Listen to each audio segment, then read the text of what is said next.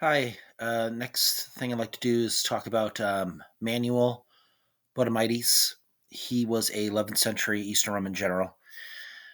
Wasn't known until Alexios I's reign, and all we do know about him really comes through Anna Komnene, the daughter of Alexios, in her book The Alexiad, written about her father later in life.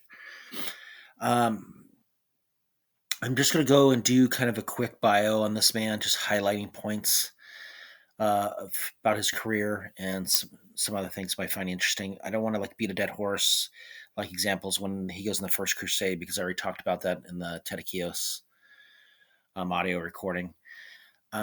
We do know that we have no birth date or death date on him.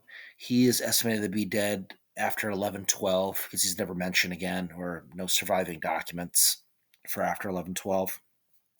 Um, we do know he held the rank of I would believe Magistros, even though it's not really confirmed unless there's some seals that I haven't seen. That, but he was Duke of Nicaea and Duke of the Fleet in 1086.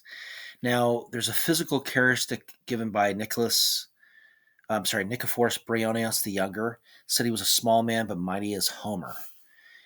He was a capable officer and a brilliant negotiator, seen in his handling the surrender of Nicaea from the Turks.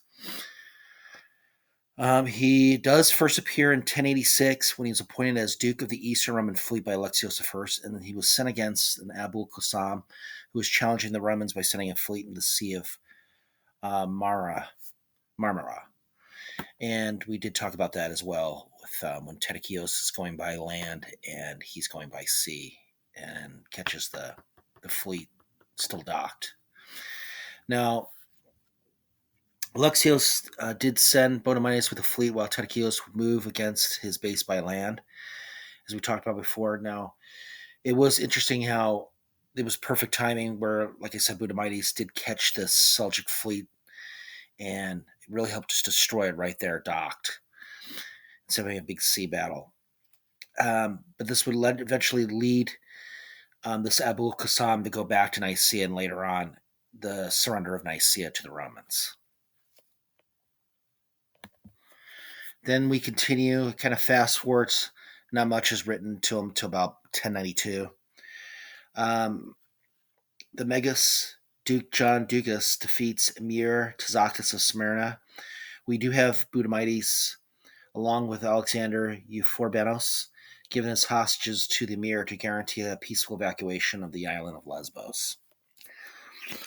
So it's kind of funny, but it really shows because we do know through Anna's writing that Boutoumites was this real key person in Alexios's inner circle. Probably one of the most trusted, if not next to Tedekios. But Boutoumites really was influential during this time, early time to like 1112, like we say, in Alexios's life. Now, in fall of 1092, we see Ducas and Boutoumites were sent against the rebellions of Carakis at Crete. And Carakis took advantage and he basically went rogue on Crete when the imperial government was fighting fighting in with the Emir Tazakis. And the people of Crete, when they heard of this Eastern Roman fleet heading their way, they actually rose up and killed Carakis, and Crete fell back to imperial control. So they were just done.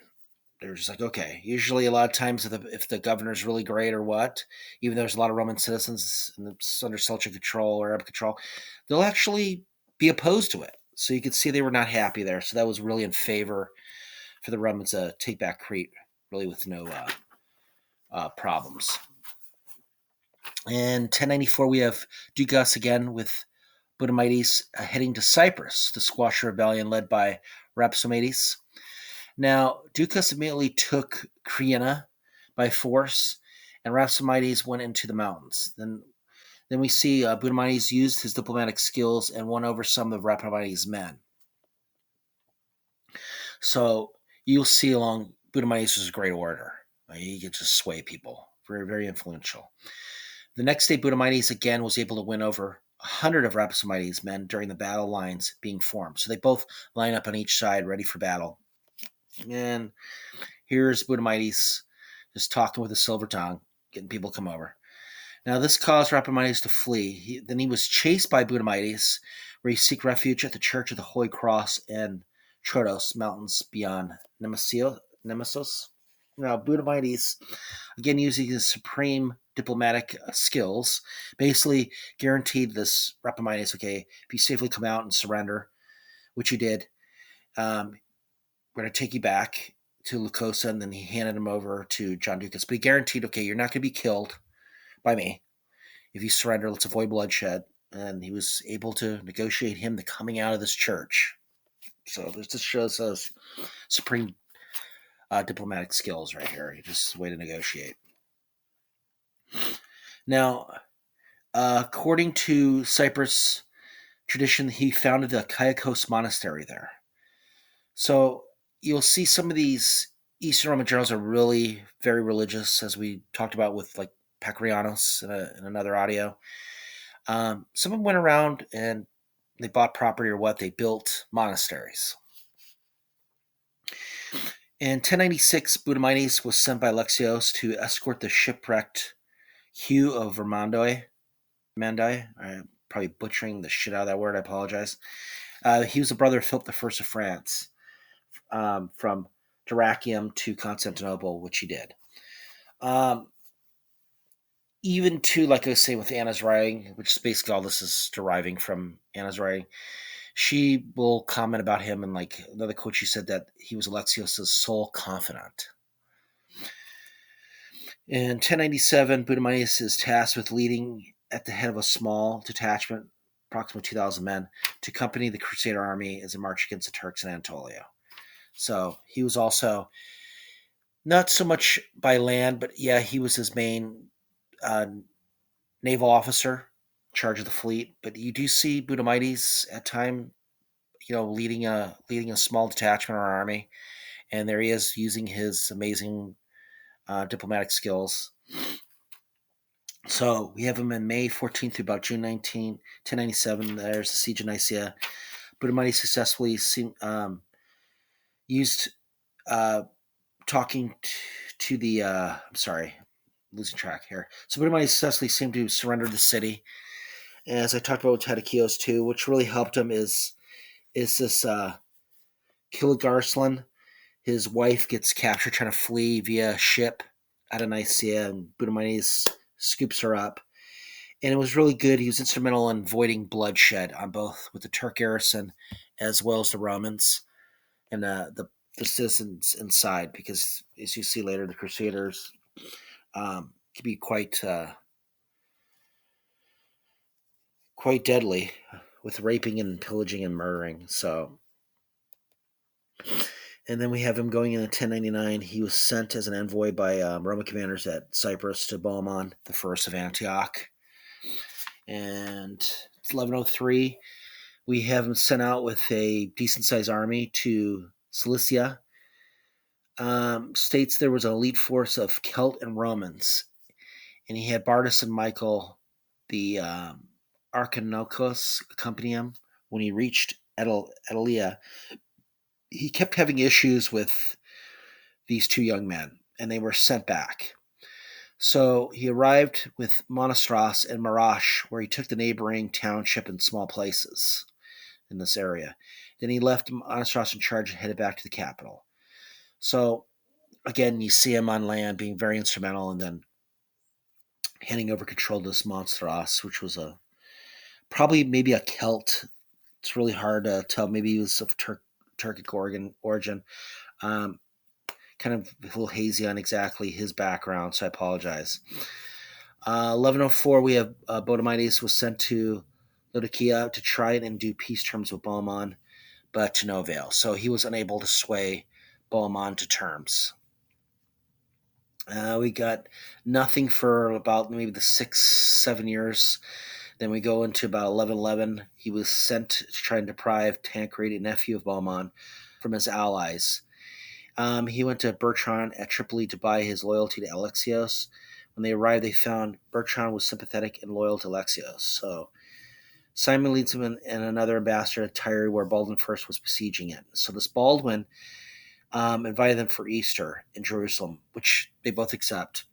And then when Boutoumites sailed onto the coast to Acre, where he met Baldwin and delivered the emperor's message, um, he was basically saying that the emperor had reached Seleucia. He was trying to frighten Baldwin into leaving Acre, but Baldwin did not fall for this. And he basically calls Boutoumites a liar to his face. So here he knew the emperor's whereabouts because he had his spy network set up. So he realized this Boutoumites is trying to buy time. When he arrived at the holy city, Baldwin asked for the money, this tribute that they were going to offer him. But Boutoumites stated he would have the money if he swore his allegiance to the emperor Alexios and to go against Tancred. So Boutoumites saw through Baldwin as Baldwin saw through him. And after a time, Baldwin um, entrusted non-committable letters to Boutoumites and let him go. So they were playing this like cat and mouse game against each other. It shows that at least two missions of Boutoumites were unsuccessful in swaying the parties through his diplomatic talents. I mean, this could be why he was not heard from again. Maybe he was cashiered out or just simply retired, or died shortly due to old age or illness, but we just do not know. I mean, he just kind of like disappears after this 11-11. He's unsuccessful in swaying um, Tancred against Baldwin, or vice versa. So, to sum it up, Manuel Boutoumites' career was very successful as a fleet general and also on land as a general on land. He was very intelligent and shrewd and natural, very natural at deception and diplomacy. He showed rank at top 10 Alexios' general staff. I would say he'd probably be sitting at number one, those 10 real known main generals of Alexios during his career. I think personally, he could have been used more for combat, but nonetheless, Anna did quote him at one point being Alexios' most trusted confidant. And I don't think he maybe really wanted him uh, to be in harm's way, commanding field armies. That's why he was more used at sea and more for diplomacy. My favorite narrative about him was on page 301 in Anna's Alexiad, and it goes like this. On the side of the lake, the enemy were panic-stricken by the imperial standards and the trumpets of Boutoumites, who chose the moment to send a message to defenders, setting out the emperor's promises. Guys, thank you very much for listening. If you have any questions or anything that I might have said wrong or what, just please leave comments. Thank you.